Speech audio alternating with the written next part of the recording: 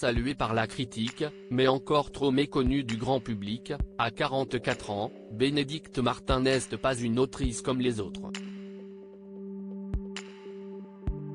Crue, sincère et honnête, la jeune femme, ex-compagne de Jean-Paul Rouve, les aventures extraordinaires d'Adèle Blanc-Sec, Monsieur Batignolles, Les Tuches.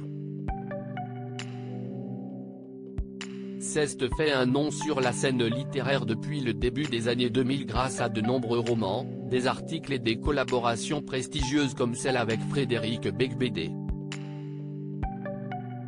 Des romans au vocabulaire et aux phrasés sans filtre, qu'elle reconnaît écrire sous l'influence de certains produits. Je marsouille au Xanax depuis 20 ans.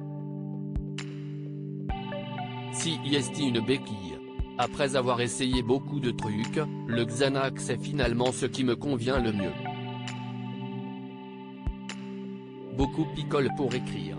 Moi, ça ne me réussissait pas. Prozac et Xanax, ça fait un bon petit duo. Ça m'équilibre à mort, avoue-t-elle sur le site Gonzaï, avant d'ajouter avoir l'impression de vivre dans une sorte de halo pastel. En plus, si est une drogue légale. Et même mon médecin trouve que j'écris bien sous benzodiazépine. Écrivaine de talent et maman d'un ado, une autrice qui assume totalement son rôle de maman avec son fils Clotaire aujourd'hui âgé de 13 ans. Un jeune garçon qui lui a posé quelques difficultés, malgré son désir d'être mère. J'aurais sans doute trouvé cela plus facile d'élever une fille. Un garçon, ça me perturbe. Physiquement, il est différent de moi. Il a son caractère. Je me retrouve en terre inconnue avec lui, raconte-t-elle avec sincérité. Et de conclure sur le sujet, j'ai toujours eu envie d'avoir un enfant. Il était très désiré. Bon. Évidemment, il y a des choses que je n'ai pas vécues à cause de la maternité. Et ça me manque parfois de sortir beaucoup, mais j'ai l'impression que je n'aurai plus l'énergie pour le faire. Il faut dire que la jeune femme a beaucoup profité des soirées mondaines après la sortie et le buzz provoqué par son premier roman. Une petite notoriété soudaine qui l'avait d'abord mise mal à l'aise avant qu'elle en comprenne les rouages.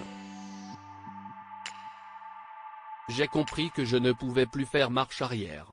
Que désormais, mon visage était associé à un personnage, et que ça resterait ainsi.